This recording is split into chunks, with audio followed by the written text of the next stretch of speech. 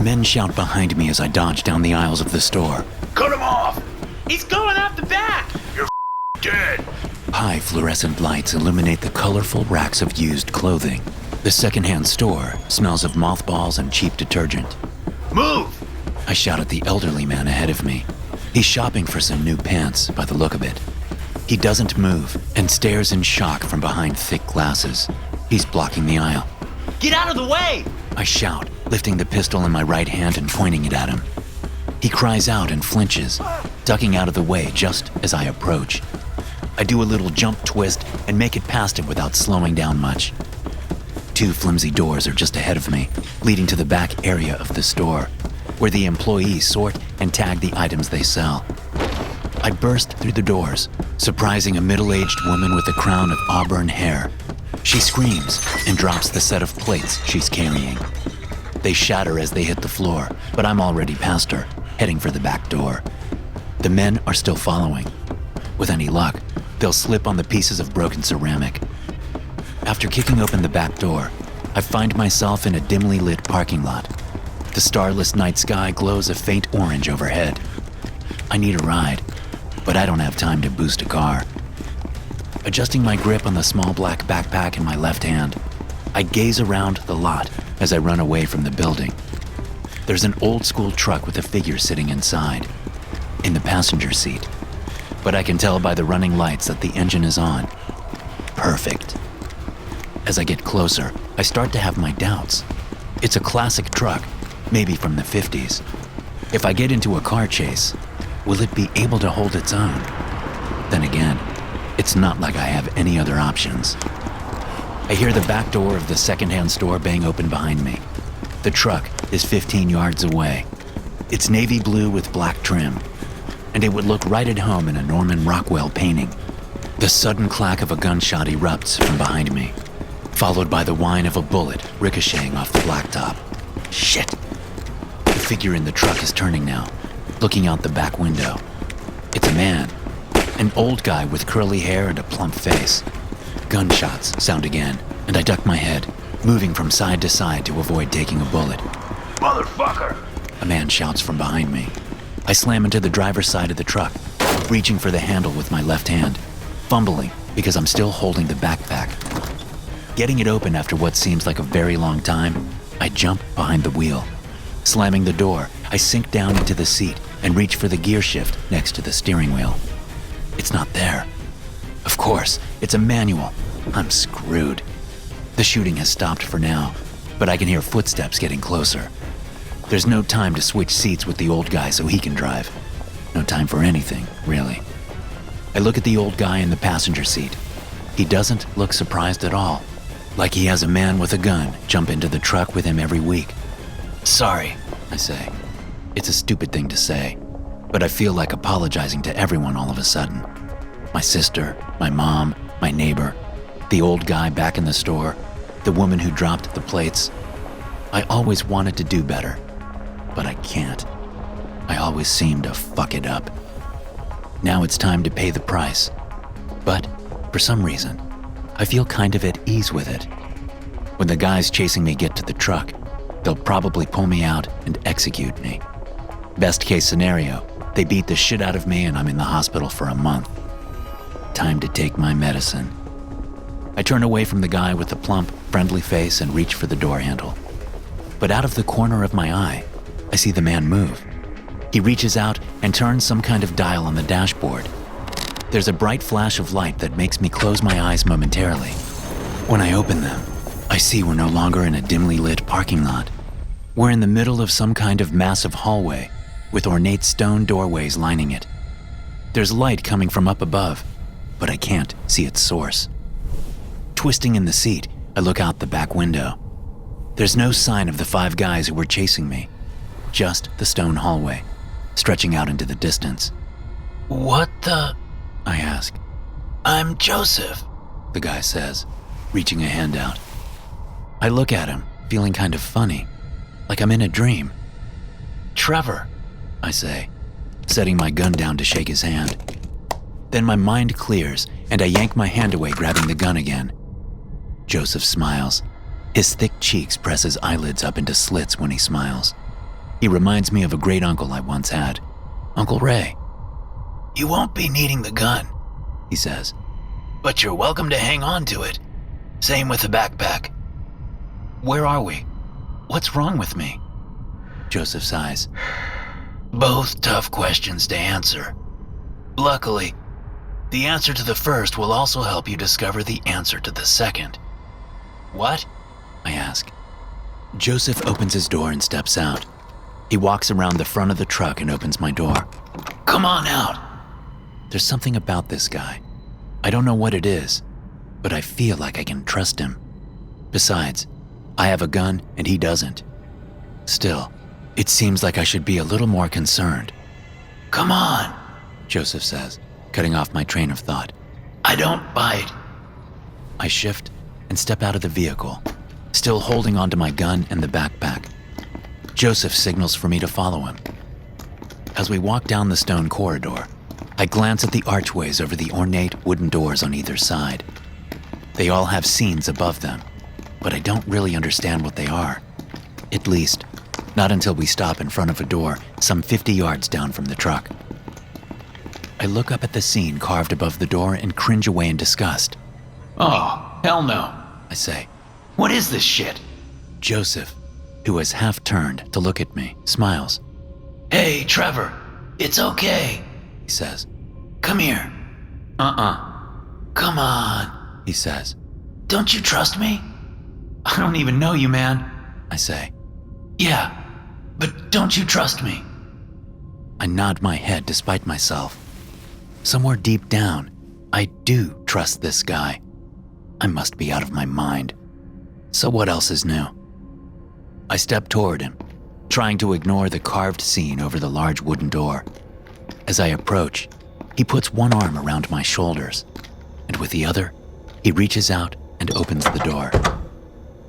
Darkness spills out onto the stone floor. I squint, looking inside, trying to see what's there. Joseph gives me a shove and I go tumbling into the darkness. I hit the ground at the bottom of a small pit, a rectangular one, about 6 feet deep. Suddenly, it's no longer pitch dark. I can see everything. Waves of dirt come rolling into the grave from above, just as thousands of squirming wet worms come out of the dirt walls. Forgetting about the gun and the backpack, I bring my hands up to ward off the dirt and the worms, but it's no use. The little creatures squirm under my clothes as the dirt clogs my mouth and nostrils. I scream, but no one can hear me. Not under all this dirt. Panic is total. There's nothing else but pure, unadulterated fear until I feel like I'm going to burst. But I don't burst. And I don't suffocate. I don't die. The worms don't eat me. They just squirm around, being worms. The weight of the dirt no longer feels oppressive. I open my eyes and find that I'm standing in the corridor, looking up at a scene above a door. A scene of a man at the bottom of a grave, covered in dirt and worms. I look down at my body, seeing that I don't have any dirt on me. I'm as clean as I was before Joseph shoved me through the doorway. And the worms are gone. Not only that, but I still have my gun and the backpack I stole from those guys. I look up to see Joseph standing there, staring at me. Not too bad, was it? He asks. Am I cured? I feel like I'm cured. Joseph smiles. I expect so. He replies. Holy shit. I say, looking around. Holy shit. I smile and laugh and bring Joseph in for a hug. A weight has been lifted off my shoulders. How about your next fear? Joseph says, turning to venture down the stone corridor. I follow along. We come to a door with a large syringe carved into the stone overhead. I don't know about this, I say, all my earlier bluster suddenly gone. I hate needles. We wouldn't be here if you loved them, that's for sure. Now in you go. I swing the backpack on, hooking the straps over my shoulders. I step forward and reach my left hand out for the ornate knob. Then I hesitate. Want me to shove you in again? Joseph asks. No. I say. No. I can do it. I open the door and step through. A sharp pain erupts in my foot. I look down to see that I'm barefoot, and there's a syringe sticking into my right big toe. Shaking the limb out, I turn to head back through the door in a panic, but I run into a wall of syringes, their needles pointing outward. Suddenly, the entire room is lined with needles, and the walls are pressing in. They start firing out from the walls like darts, sticking me here and there. It hurts, but not bad. They never hurt that bad. It's just the anticipation that I hate. Still, I shift as the walls close in. And as the needles puncture my clothing and push into my skin, I close my eyes and accept that this could never happen to me in real life. Something clicks in my mind, and I open my eyes to find myself in the corridor again, outside the needle door. I look at Joseph and smile. Okay, He says, that's it for your biggest fears. Time to get you back. Wait, I say. I have other fears. What about that time I was bit by a dog as a kid? Or my fear of clowns? Or heights? Joseph shakes his head. You can't fool this place. It knows. You may think you're afraid of those things, but you're really not. Not in a way that matters. He reaches out toward me. Now, let's go. I dodge back. No. I want to feel that rush again. I want to feel my fear evaporate. I want to feel free. I run to the nearest door, gun still in my right hand. I try to open it without even looking at the scene overhead. Trevor, Joseph says. this is not how it works. He comes up behind me and grabs me by the shoulders. Get off! I say, jerking away and turning to run to the next door. Joseph pursues me, wrapping his arms around me from behind. Our feet get tangled up as I try to free myself, and we end up falling to the floor. I twist around in a frenzy, getting my hands up to push him off. The gun in my right hand goes off. The sound is loud in the stone corridor. It echoes down the hall. Joseph straightens onto his knees. His eyes go wide as he looks down. My eyes follow, seeing the gory hole in the middle of his chest. Blood pours out of the wound like water from a garden hose on full blast. A deadly combination of fear, panic, and shame twist up my insides. No! I say. I'm sorry. I didn't mean to. Joseph falls away, landing on his back, his hands over the wound. You He rasps. bastard. They're the last word he speaks. His breathing stops, but his eyes stay open. Oh no. Tears pour down my cheeks, seeming to burn my skin. I look at the gun in my right hand. I can smell gunpowder over the stench of blood and scorched organs. I place the barrel under my chin. It feels right, like this is the way it's supposed to happen. My death has been coming for a long time. Better for everyone that it happened sooner rather than later. It'll keep me from fucking up any more lives. I grit my teeth, shut my eyes, and pull the trigger. Trevor? I open my eyes and see that I'm in the old truck. I'm behind the wheel. Joseph, who just said my name, is looking at me from the passenger's seat. I still have the gun in my hand. The backpack is still on my back. What the? Some fears Joseph says with a smile. are harder to pin down than others. But I think we got to the bottom of that one, didn't we? I'm speechless for a long moment. It was all so real. But when I search myself, I find that some weights have certainly been lifted, but not all of them. I don't understand. I say. I can tell the buried alive one and the needle one are both gone. But the other one, Joseph nods, still smiling. Some fears serve us well. Some fears shouldn't ever be gone.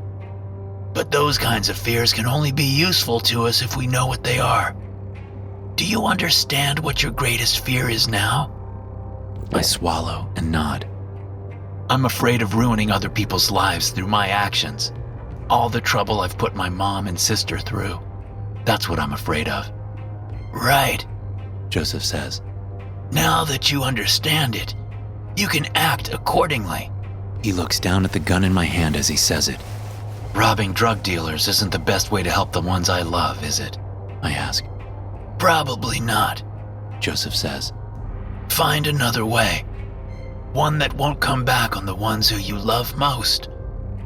As I nod, I notice for the first time that the truck is parked right outside my house. The lights are on in the windows. I get out of the truck, leaving the gun inside. Somehow, I know Joseph will take care of it, but I hesitate, unsure what to do with the backpack full of cash. Joseph slides over into the driver's seat. You can't change the past, He says. You can only learn from it. What matters is how you go forward. I smile and shut the truck's door.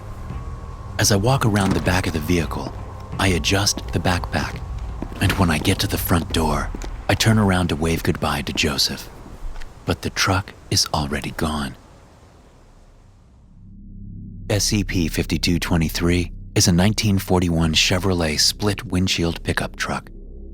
Though the vehicle is capable of normal movement, how this is accomplished is not well understood. The vehicle is missing vital components to its engine. Moreover, while the vehicle is in motion, no audible engine noise can be heard. Beyond standard movements, SCP-5223 is also capable of teleportation and the creation of a pocket dimension. The means of this teleportation is not well understood. Humans stepping within 5 meters of the vehicle will be lulled into a suggestive state, similar to that of the drug desomorphine.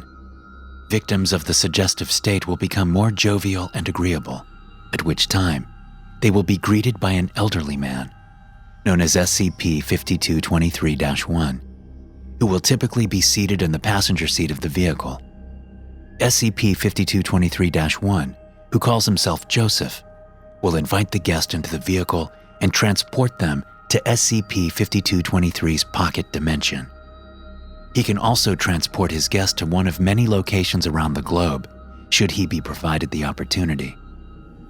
What is contained in the pocket dimension varies from encounter to encounter, although events in this dimension will remain consistent with what the guest is most fearful of. The events contained in SCP-5223's pocket dimension will most often present themselves as a challenge, monster, or nightmare. As such, these phobias often pose a severe danger to guests, although Joseph will often step in and aid guests during their time in this dimension. Once a guest's time in the dimension is complete, the guest will then be permanently absolved of their phobias by unknown means, and he or she will be escorted back to the guest's desired location and will be free to leave. Hey guys, thanks for listening. Be sure to subscribe to the podcast for more SCP stories like this one. You can also check out some more episodes from the SCP Experience podcast here. I'll see you in the next one.